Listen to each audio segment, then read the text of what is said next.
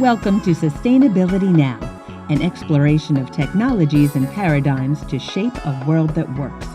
Designed for socially conscious entrepreneurs and individuals interested in responsible stewardship of the planet.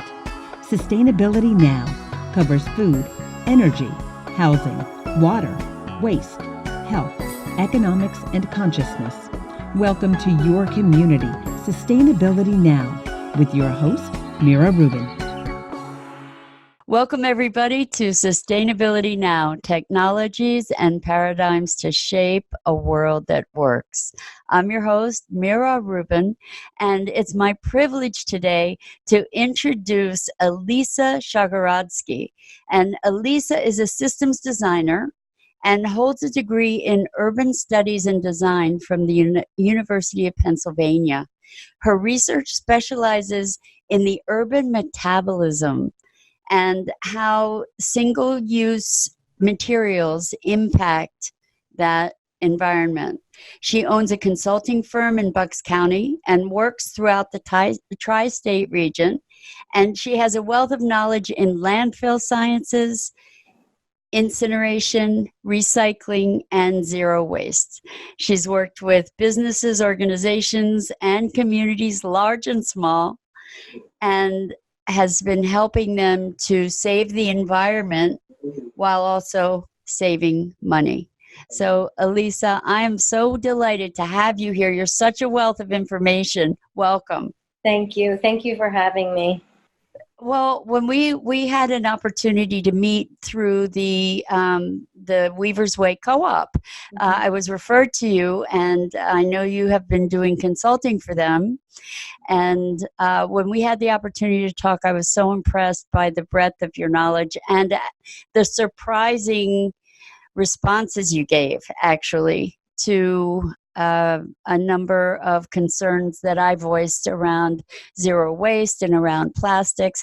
And so I'd like to start off with asking you to describe what the urban metabolism is, because this is, in my experience of you, that's my first time that I've encountered that term.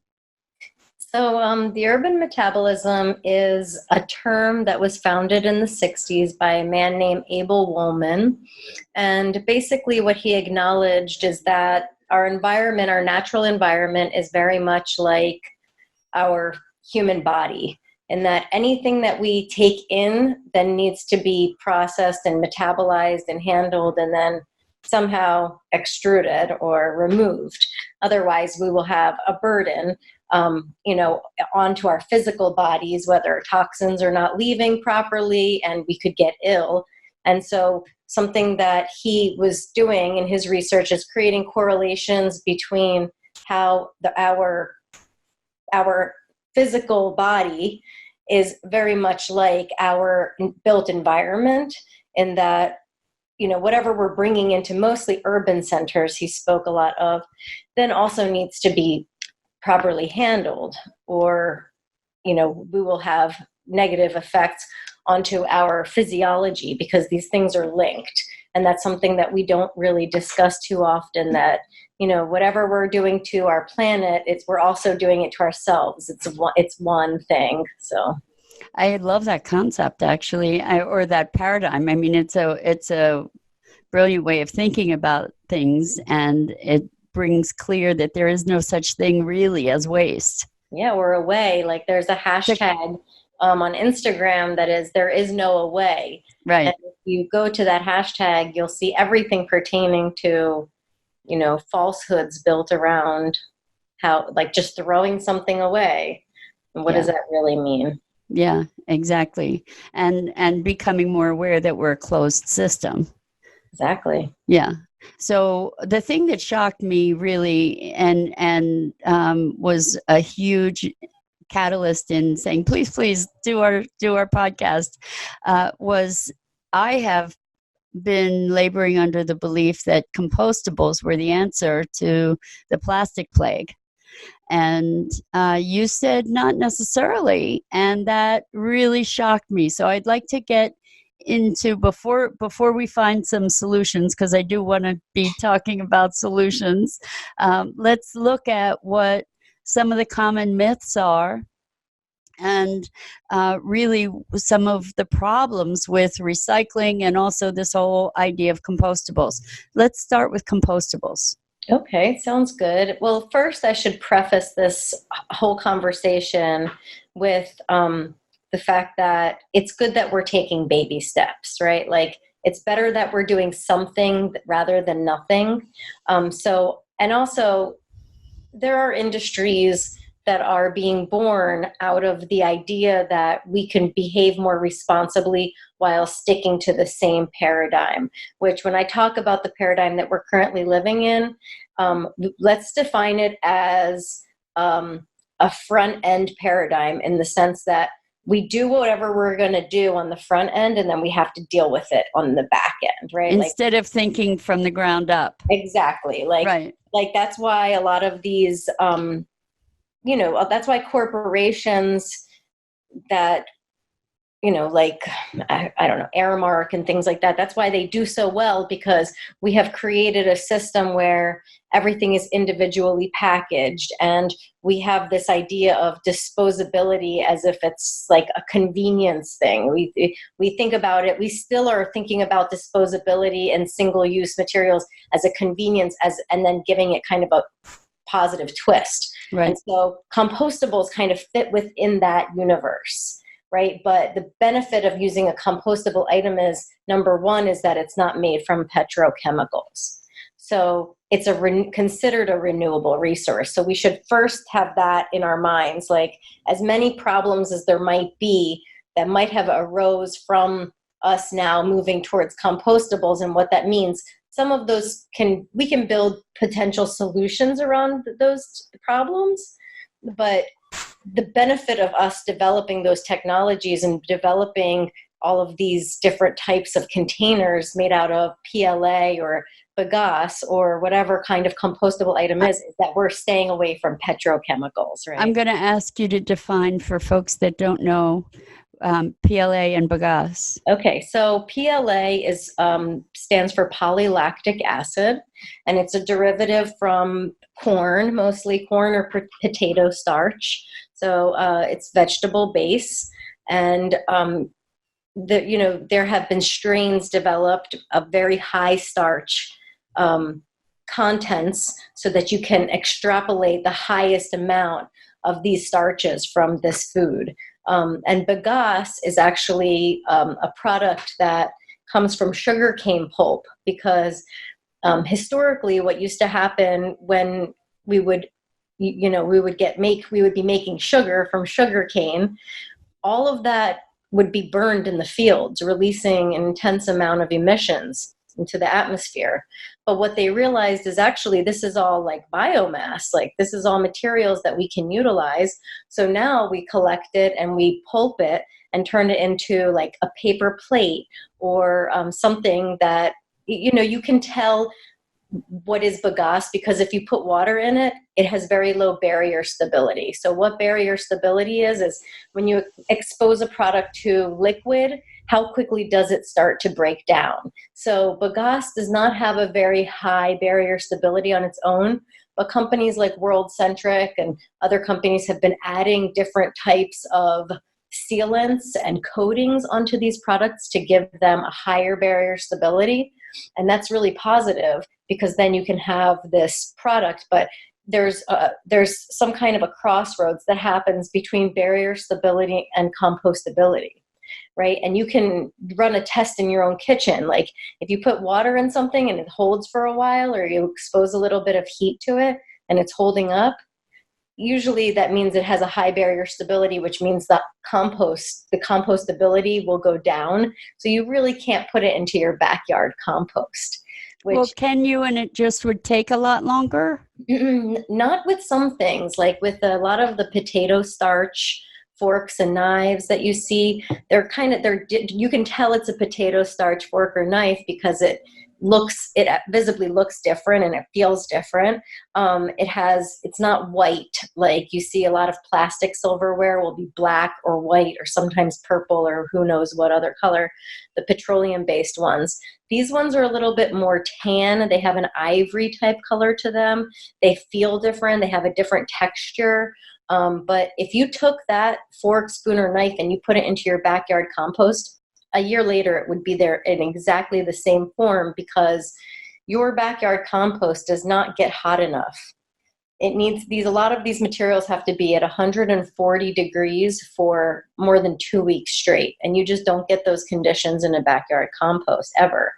If you have, even like, when in working with farmers, even in a manure row or something that does get much more hot than your backyard compost, even that is not hot enough to start breaking down these forks, spoons, and knives, or the PLA cups that, a lot of companies are saying, oh, well, like a company that I used to work for, they decided to do away with all of their plastic, which was awesome.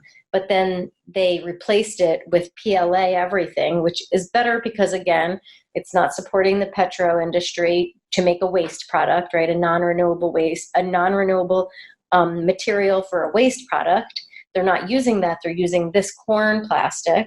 But then what do we do with it? Because we need a specific kind of, we need to have a industrial facility in order to break those things down. And on the East Coast where I live, there isn't an industrial compost facility yet. Anywhere on the East Coast? No. And currently, I believe you said Portland and California are the only places in the country. Yeah, there are places on the West Coast that do have them. And so you need an industrial compost facility. And I do think that we'll realize, oh, wow, this is a problem. And in the near future, they're probably, as we speak, building stakeholdership to develop these places and develop these facilities so that we might be able to compost. But it also begs the question, you said that they have to be at a very high temperature for a minimum of how many days? 14 days. So that's super energy intensive, isn't it? I mean, yes. So does that undo the value of the compost? Well, and when we think about this, it's still a product that needs processing. And not only does it need processing in its afterlife, we should also think about what goes into it to even produce it. Because even though it's not, even though the petroleum is not being harvested and then metal oxides being fed to it to stabilize it, even though that process isn't happening as much or as heavily with the PLA, this stuff is still being grown out of corn. And or potatoes. Corn or potatoes, which potatoes are a little bit different with how they interact with soil structures, but corn is very depleting on soil structures and really requires a lot of irrigation. So, and in the process of, harvesting, producing, that is all very energy intensive. And so when we talk about these things, even though it's better, it's not best. Right. And let me just ask you too, you're talking about potatoes and corn, and a lot of those I would imagine are GMO. Yes. And I would also imagine that there are all kinds of pesticides, insecticides, and chemicals that are used in their processing. And I'm wondering if those chemicals leach when we're consuming something from a container made from or derived from those plants. Well, and there are, because I work so closely in the industry, there have been actual, I get newsletters regarding some of the findings, and they are finding that actually some of the coatings that they're putting on these things, that they are toxic. They do have toxicity. So it's but also something that I also want to get away from is, let's talk about how toxic plastic is. Yeah. Because, what we're trying to make something better, right? We're trying to do the same thing and Right, make we're something better. And there's a right. faulty premise in doing the same thing to begin with that we'll address. Like, we're still making a waste product. Yes. But as far as we're concerned, like most people out there in the world, I wish that like all the people who are not a part of our choir would watch this video, because something that they would realize is that, you know, for example, I see sometimes pregnant women drinking piping hot coffee out of a Starbucks, or not a Starbucks, a Dunkin' Donuts styrofoam. And what they're not realizing is that there are endocrine disrupting chemicals that are leaching from the styrofoam into their coffee, and then they're ingesting it, which is most dangerous for pregnant women because, you know, while there's a baby in utero, you have a lot of endocrine disruption happening at that level. And there's a ton of research out there just about this. And in fact, there were more than 1,000 endocrinologists that published a paper and submitted it to the FDA about this very topic, and they went like this. And so you have a governing body that is supposed to protect us that clearly isn't doing that, because there's they're bought towards there, right? Exactly. There's a favoritism towards you know, capital and capital gains and corporate power. Rule. Yeah. Yes. And so all of that is very much real. And we should know that when we're having these discussions, because, you know, even industries, even industries that, or institutions like the FDA that should be protecting us are being influenced. So we have they're owned. I mean, we can see that with the legislation that's being undermined, actually, and disassembled. Mm-hmm. Right. Right. And even here in Pennsylvania right now, as we speak, there's a big battle with the plastic bag ban. Right. We're trying to ban plastic bags, and the industry, the plastic lobby. Yeah. The American Chemistry Council, you know, they fought really hard in Seattle to prevent, you know, Seattle and Washington State from putting a ban on plastic bags. And they were successful because they paid out of state petitioners $9 a signature. Wow. Yes. And so people, you know, I think people tend to think that this conversation that we're having is conspiracy talk, but in fact it's not. This is what's really happening, and we're not being made aware of it. That it's happening in the background, and also it's falling upon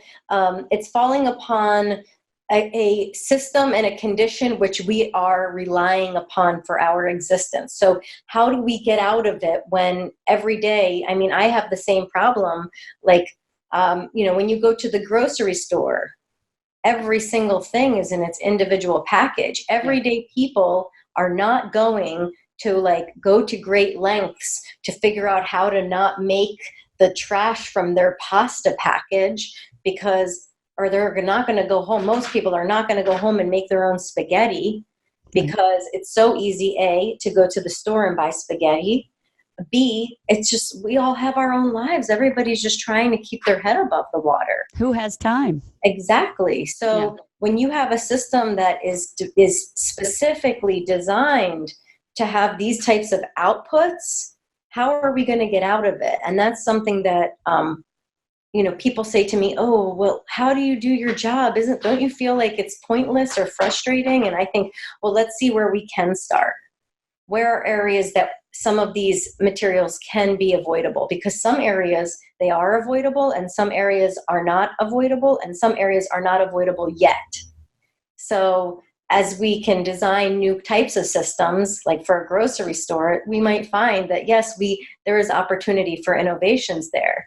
But some industries or sectors, such as the medical world, you know, I don't work in the medical world, maybe if in a cafeteria, but as far as a lot of these, like the plastic that's generated in a hospital per se, you know, some of those things have really benefited us from the spread of illness. So when we're talking about this, we have to be very realistic, but also dream big. Like, where are areas that we can do better, and what kind of technologies can we incorporate to help us. But I mostly focus a lot on like the single-use materials, like when you're having a party and you have 1 million cups, or you're having a festival and every vendor has plastic silverware. So what are the solutions if the only alternatives that we have then are either paper or compostables? Right. So this is where, so my company, this is kind of where we tend to shine most, is that the number one thing that I love to do is to go into any type of establishment that's struggling with this. Because usually businesses struggle with this and they come to the realization of their struggle for two different reasons.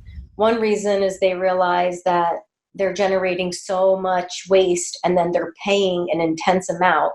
You know, like some large festival might pay $20,000 to dispose of all of their trash. They have dumpsters upon dumpsters, and it's a great expense. When they're looking at their financials, they're like, wow, we spent $20,000. And so they might approach me like, how do we spend less money throwing away trash?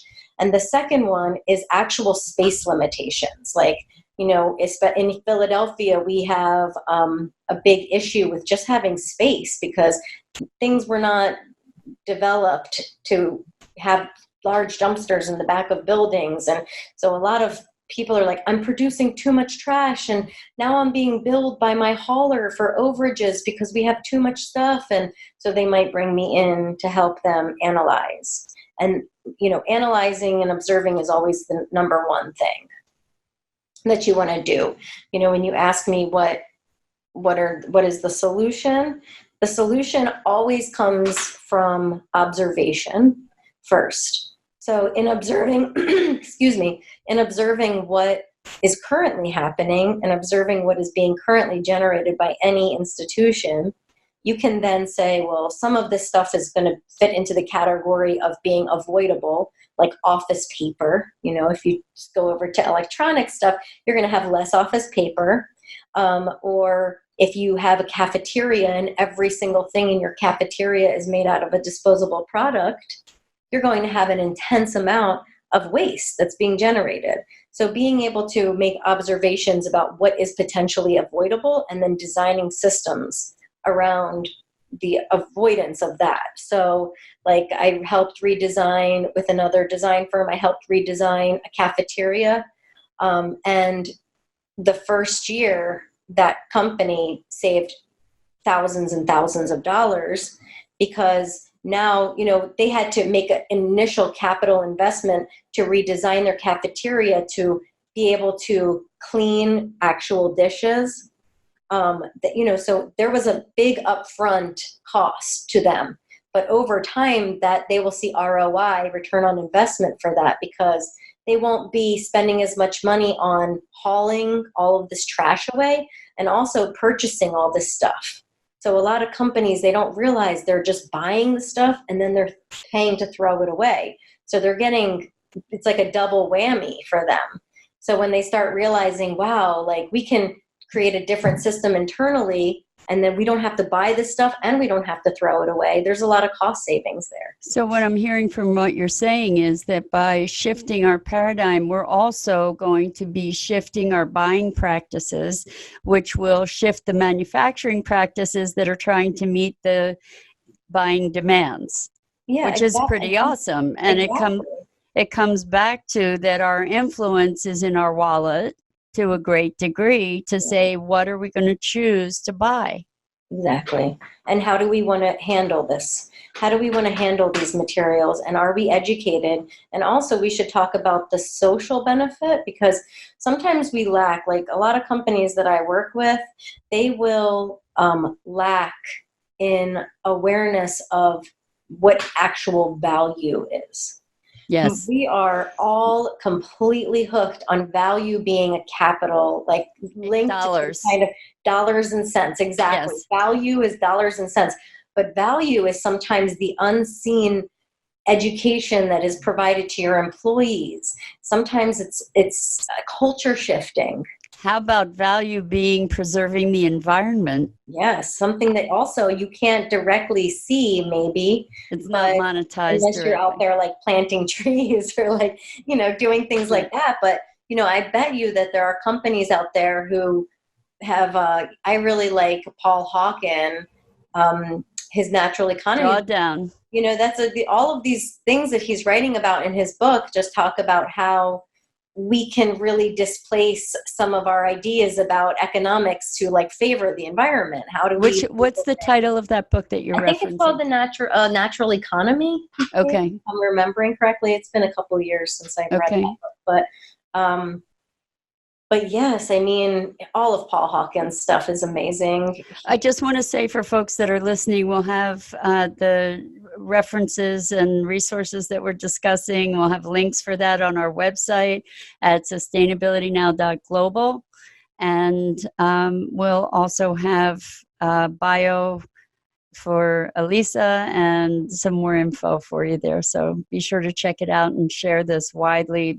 The more we know, the more influence we can have in making a difference. So let's just continue on a little bit more. I want to say that what you're addressing is really the money paradigm. And one of the things that's recently come more and more clear to me is that in order for us to do what we need to do to transform our culture and our climate and our environment, we really need to shift our money paradigm, our whole idea about money, and to transform money to a vehicle of loving exchange rather than the thing by which all value is measured. Yeah, that's gotten us into a lot of trouble. Exactly. And it's also allowed us to put ethics on the sidelines when all that counts is more money. At what expense? At what human expense? At what environmental expense? Right. And now that CRS, which is corporate social responsibility, is becoming a bigger buzzword amongst corporations, something that we're also seeing is there's like a plague to look good rather than to really do good, which I see this so much because of I can see it. I can see through the mirage because there is a lot of greenwashing, and companies have really attached themselves to our actual social what's the word I'm looking for? Like, we're favoring now because there are so many people who are ill, because there's so many people talking about the environment, because of climate change. We're starting to really favor this idea of like greening the world or having more pure foods. And so next thing you know, you have companies like Safeway coming up with their own organic brand. You have everybody's moving towards organic. And even, companies have found that they'll get positive PR by saying, oh, by the year 2025, all of our stuff will be recyclable. Okay, so what does that mean? So we could get into that. Like the chasing arrow, even in my own city, I'm often just baffled because even in my own city, because they want to keep it digestible for people. Right. They also, to get allocations from the government, you have to generate a certain amount of recyclables, tonnage, they call it, right? If you want to have subsidies coming down, you need to generate tonnage to show that there's a need. Yeah. So, in my own city, if we said to people, oh, there's only markets open for ones and twos. Ones and twos being the plastic type, yes. If we said that, and we were really telling people no other type, the actual stock of amounts that we were generating would plummet. Not only that, okay, so this is really a very important issue because people say, well, I recycle. I'm really diligent about recycling. I'm religious about recycling. And the truth is that for the most part, recycling is a feel-good exercise and not something that is really functional, right? Well, I think it depends what we're talking about. We should be really careful about how we're talking about recycling, because recycling is a moving target. You know, Okay. there are people out there who are huge advocates against recycling, and I used to actually be way more into recycling.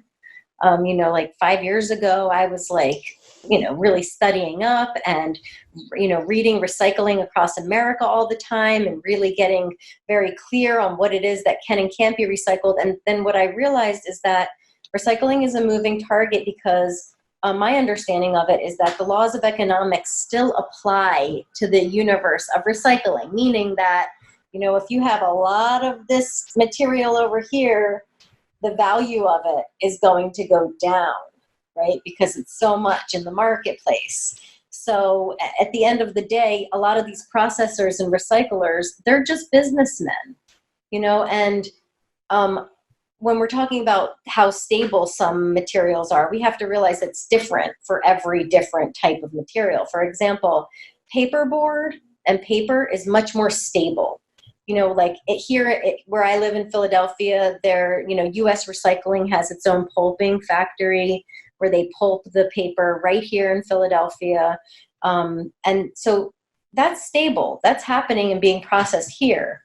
Where in the United States, I might not be super privy to it currently after all the changes, but as far as I know, the only processor I think is in North Carolina, who's actually turning the plastic into something called a nurdle, which is a small pellet.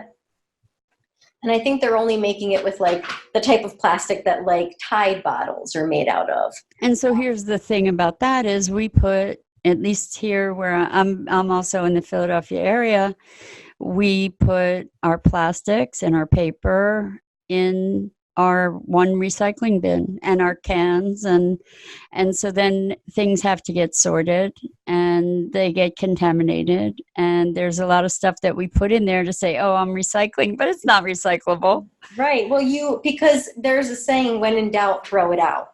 So if you don't know, it's better to just put it in your garbage than to contaminate your recycling stream with this material. But also, let's once again bring this back home to say that for you and I, who are really thinking and caring about these types of things, this might be something we look into, we might investigate, we might see what is, what isn't. We know we're cleaning our containers, but everyday people, sometimes their recycling bin is a glorified trash can. Exactly, but that's what I mean by a feel-good exercise. Yeah, right. It's like, but I recycle. Exactly. They're saying they recycle, but at the end of the day, do they really know what is and what isn't recyclable? Right. Do they know what happens with these materials? And it's different in every area too, which exactly. is every municipality has its own rules and its own collectors and processors. So that's a challenge too. And different ways of educating the public.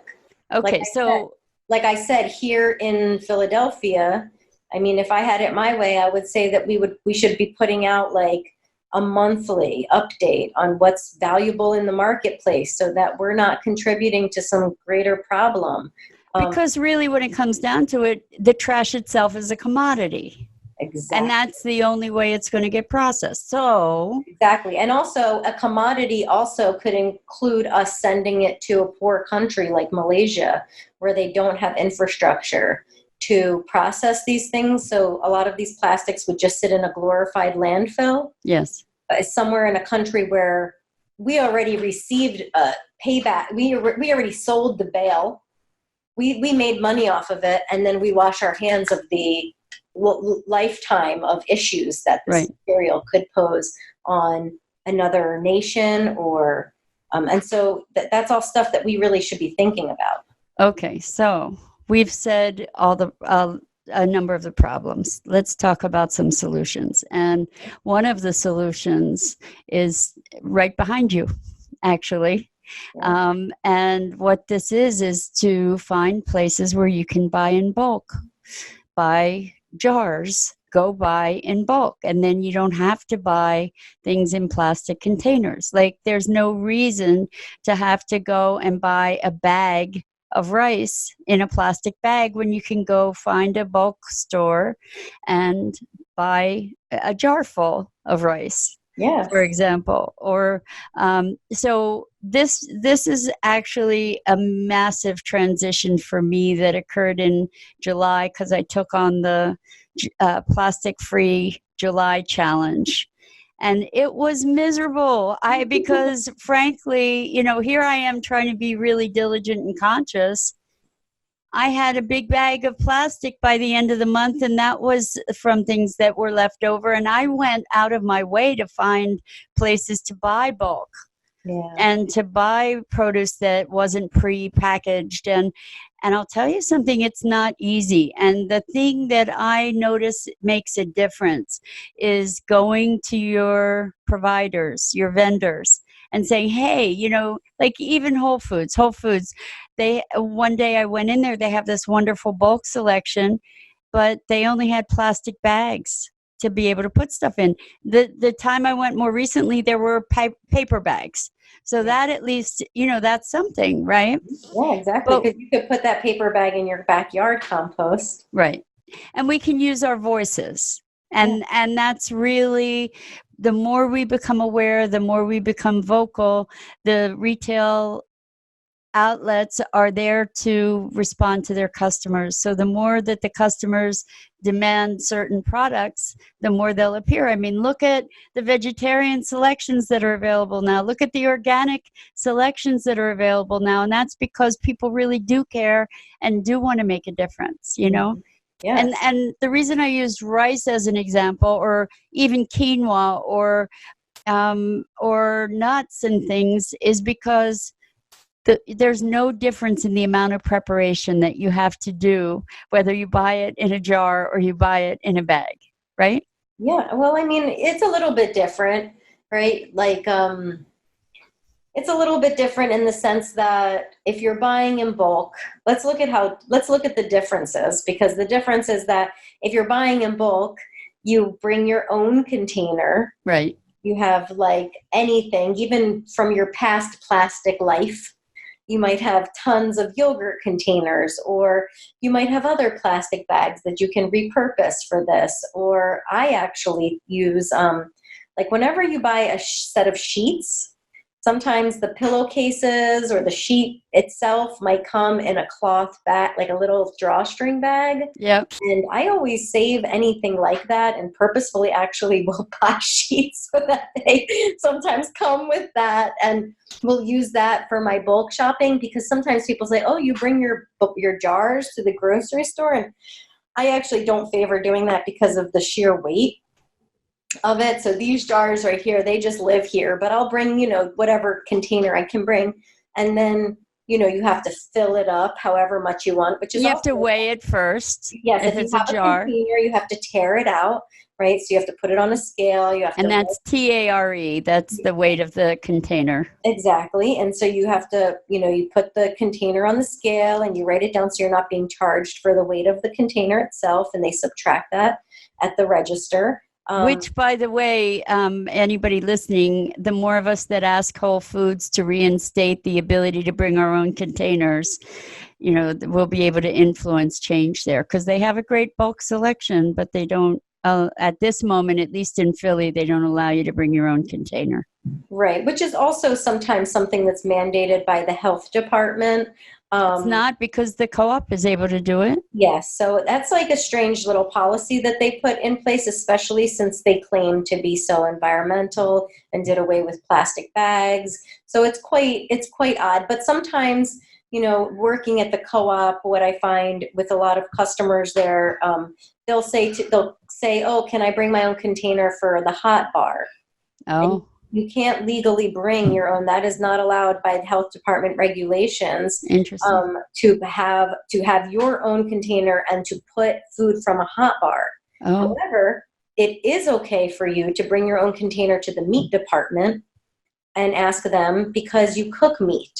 That's interesting. And so the transfer of listeria or any other foodborne illness that might happen is less likely transferable if you're heating a product, right? Like if you're cooking it, you're probably not as likely to get some kind of disease from it, where if you have contamination in your container, you have listeria in your container or something in your container, and then you take the spoon and you put it in there and it touches your container, that's what they're very concerned with, is the transfer. So Alisa, what can we do? Well, I think that there are a number of things we can do. I always request that people start at what are some easy wins? So easy win number one is probably to, if you can, go to a thrift store or buy online or whatever works best for you. Just get a reusable water bottle. Number one, because people are still drinking bottled water. And preferably actually one with a filter in it. Yes. We at Sustainability Now have purity filter bottles available, and they are actually the best water filter available on the market. It gets rid of heavy metals and pharmaceuticals and bacteria and viruses, because even our municipal water systems are becoming more dangerous. So if you're going to get a water bottle, look into filtered ones, and you can find out about the purity bottle on our site, and there are other things available too. Awesome. That's good to know. I'll definitely direct people to you, because people ask me all the time, like, but what about drinking city water? And they're very concerned with that. And I always tell them, like, the water in your water bottle is the same as your city water. Like, that's right. It's the biggest scam of our lifetime. And it is. If people and it has microplastics to boot. Exactly. And it's not regulated. Right. So it's like this. It's just like stacking, the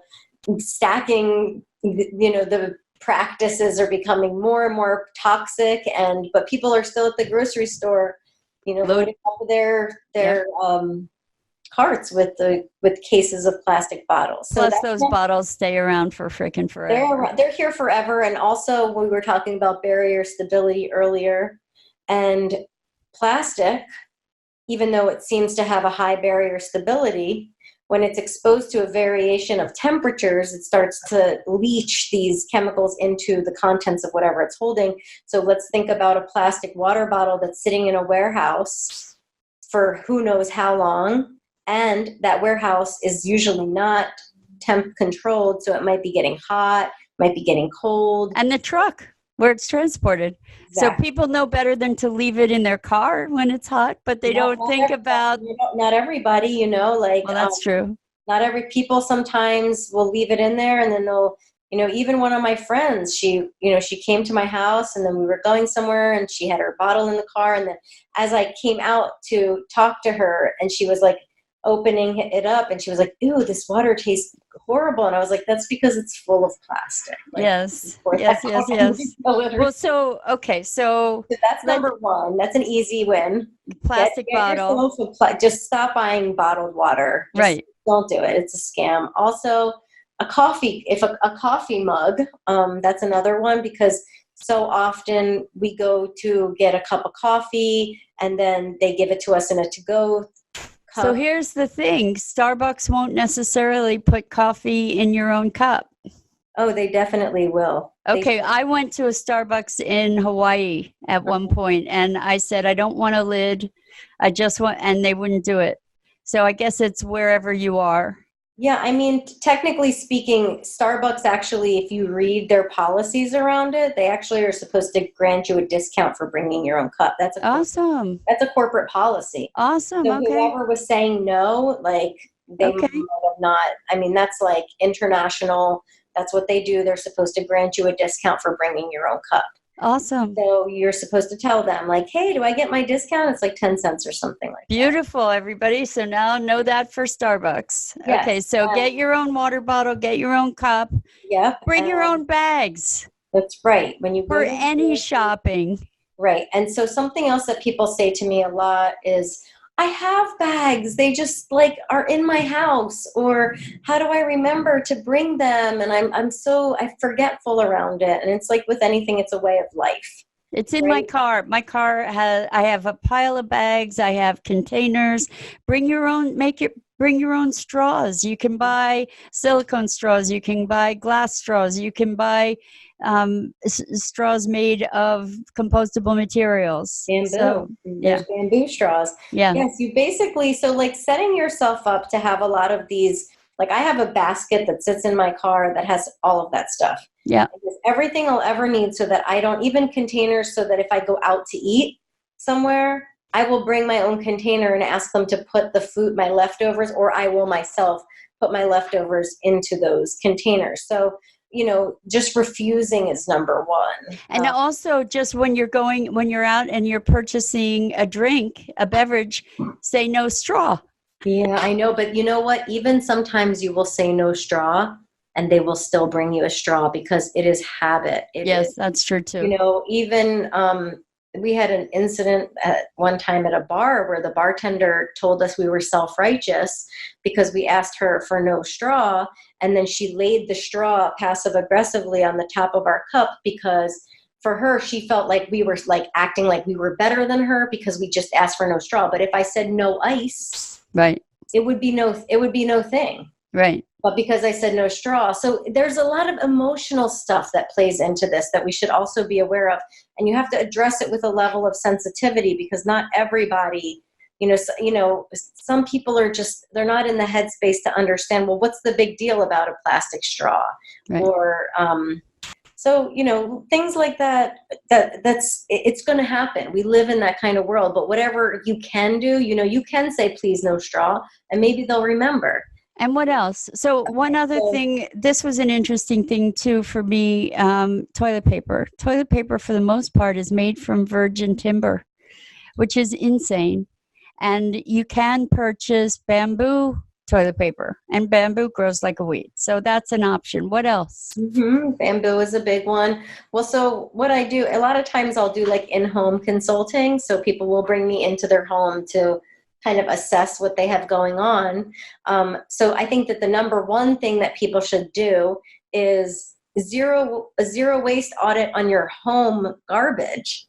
I always tell people, like, it's not that hard. I don't know how often people take their trash out, but you can make it into even a family thing that everybody's learning about, where you put a tarp out in your yard and you take all of your garbage from your kitchen, mostly is probably the best place to audit. If maybe your whole home, some people audit all of their garbage in their home, and you put it out and then you start analyzing like what's in there. So depending on how obsessed you become about this, you can order a case of toilet paper that doesn't have the roll in the center. So one other thing that actually made a huge difference for me, I used to go through paper towels, like by the bolt. Yeah. And I bought 12 handkerchiefs, and I use them as rags, and I can wipe up the floor and wash them.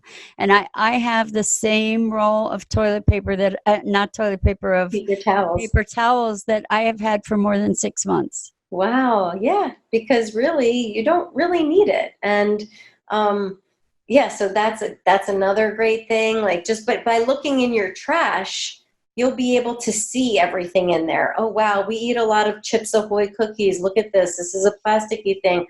Maybe we should, like, once a month make a batch of cookie dough and put half of it in our freezer and the other half keep it in the fridge. So whenever we want cookies, we'll just have fresh cookies all the time. Like little things like that. Plus, it's a family project, right? It's really great. And actually, some of the families that I work with say that the act of doing this not only made their children more aware, but made them more aware of their shopping habits.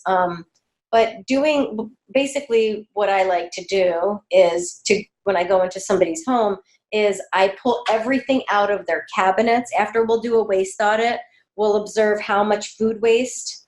We'll say, can you have a compost in your yard? If you can't have a compost, can you make a deal with a farmer so that you can put some of your food waste in a section of your freezer? And that way it's not stinking up the whole universe. Or if you don't mind, have it in a 5-gallon bucket. There's something called bokashi that's out on the marketplace. That's an enzyme. It's a digesting enzyme. So you can actually activate your compost so it's not as smelly. How do you spell that? I think it's spelled Bokashi. Okay. And bokashi actually used to be used to remediate like brownfield sites. Oh. Yes. So where I am, we actually have somebody who has a business collecting compost. So every 2 weeks she comes and collects the compost. Yeah. And takes it to a facility. And or like Bennett Compost here in Philly, they do quite well. They have a lot of clients. So, and if you don't live in a place where you have access, you live in an apartment building, okay, maybe see if you can connect with your neighbors. And if they want to compost, maybe you can address your apartment complex and say, is there a place on the grounds where we can build some compost situation so we don't have to put our food waste into the garbage, which is actually one of the worst things we can be doing environmentally, is putting wet waste. Compost is considered a wet waste into our garbage. It creates an intense amount of emissions, especially in the landfilling process, not so much in the incineration process. So, but keeping the food waste out of the garbage is a big one. That's an easy one that some people can do. You can look online and Google how to compost, and it will give you every bit of information. I really like You Bet Your Garden. He has some really good information about how to compost. So that's a place you can go. Also, in doing your in-home audit, you can start to say, okay, well, let's create an annual plan. Because what I always try to avoid is to overwhelm people.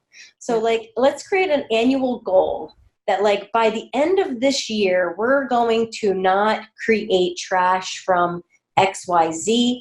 And we're going to do that by doing more bulk shopping at the farmers markets, cooking and that from scratch. That also stimulates the local economy, which we should be thinking a lot about. These things go hand in hand, right? Yep. Also, I was really disappointed with so I go and get raw milk, and I love this raw milk that I get. Well, guess what? Every time I go there, it's in a plastic container. And I said to them, is there any way we can talk about, you guys, shifting to use a glass, container? And they just looked at me no way, we're not doing that.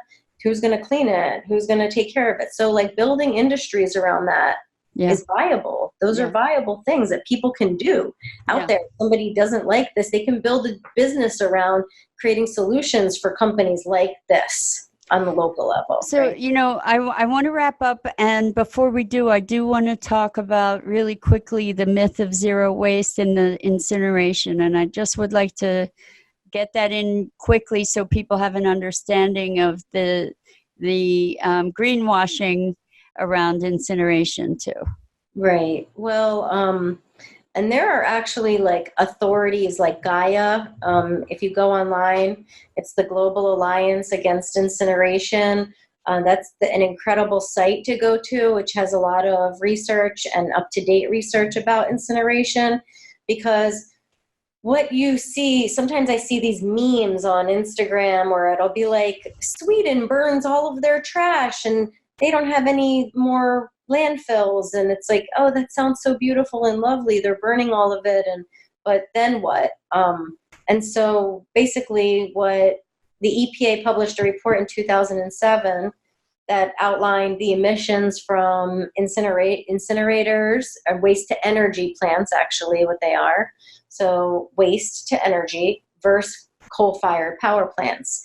And the emissions from the waste to energy plant is much, much higher than even a coal-fired power plant. So while we're saying oh, it's so great, and that's just talking about emissions. That's just talking about what's coming out of the top, even though we have developed a lot of advancements like brushes and different filters to keep the stuff like dioxins and different chemicals from escaping into the atmosphere.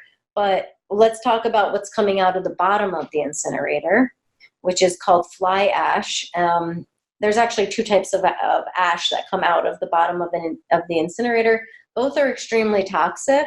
And technically, they're not supposed to be putting that stuff in the landfill. They're supposed to be isolating it in something. And what we isolate it into is concrete or cement, right? If we're making a road base out of this super toxic material, we're mixing it into concrete and then we're putting it down as road base. Well, what's happening to our roads, and how long is that going to be good for? And what happens to our groundwater as a result? Exactly. Yeah. So, as water falls as roads break down, water goes in, water runoff, where does it go? It all goes to one place, the water, right? So what's the best solution? I mean, another thing that we should talk about in this, is that there are this is an environmental justice issue, mostly impacting marginalized communities, because almost always are these incinerators found in low and underserved communities, like in the Ironbound in New York, like in Chester County, where the rates of childhood asthma are absolutely just astronomical, mind-blowing, because these children, the kids have asthma not because of the incinerator. That's what a lot of people think, but how many trucks are coming in and out of those communities? What's the air quality just because we have these diesel trucks coming in and out? Yeah. So, what is the solution to this is where are we individually responsible? How are we on the individual level responsible? But also, what about companies? What about corporations? The more people of power, I think each individual person can have a huge impact if we just start to refuse this stuff and become more mindful, and write a letter to your grocery store, write a letter to Giant, write a letter to Safeway, just say, hey, I'm repulsed with this. Can we do something different? Or, even Costco.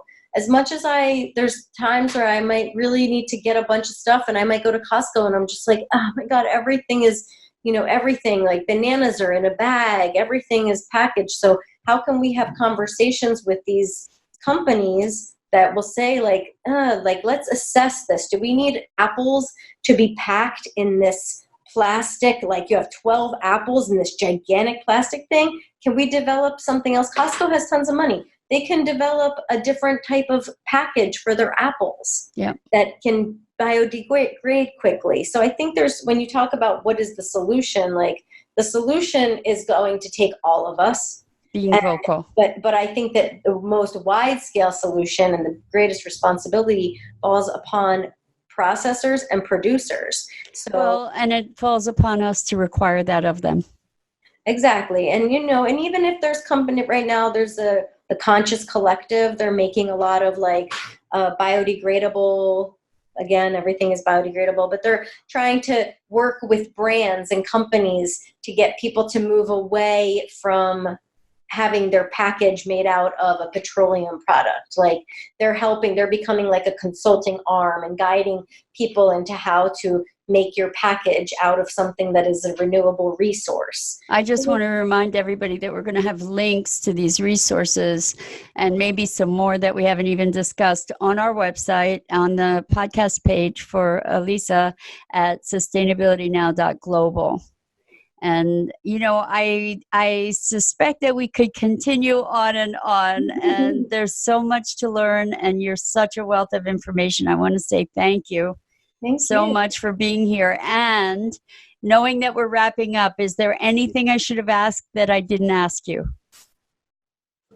No, I think that the biggest thing, if you have listeners who listen to this podcast, I think the biggest thing that I would ask them to do is to see how they can get involved in their own workplace with these. If you are hearing this and you start thinking, wow, at my job in the cafeteria, it's so trashy, or even in our little kitchen space, we have Keurigs, or we have start to have those conversations in the workplace, because that's going to influence people, and we all influence, each one teach one, right? We all influence each other. So that's just the only thing I would say is start having those conversations with people who don't think about it, because that's how we're really going to move away from this current paradigm. And the thing that I noticed during the Plastic-Free July is that I started really noticing how much plastic there was, how pervasive it was, and it really encouraged and inspired me to do the little bit that I can to reduce and to be conscious. And that's the first step, I think. Absolutely. any books besides Paul Hawken that you might recommend? Yeah, there's a lot of them. Elizabeth Roy, she wrote a great book called Garbage Land. That's a really great one. There's a great book called Plastic or Paper. I can include that link. Garbage Wars. There's a ton of books out there actually that are all about garbage, the history of garbage. They're all really enlightening and fascinating in their own right. So I'll include those links when I send you. Perfect. Well, thank you again. And thank you to you, our listeners. We are counting on you to be part of saving the world because your voice matters. And it's time for us all to stand up and create the world that we dream of living in. So I also want to say thank you to our producer, Scott Billy. And that's it for today. I'm Mira Rubin, your host. Live your best life, love the world around you, and together we can shape a world that works. Thank you for listening to Sustainability Now, solutions to shape a world that works. Visit sustainabilitynow.global for resources related to today's program. And be sure to subscribe, share, and follow us on social media.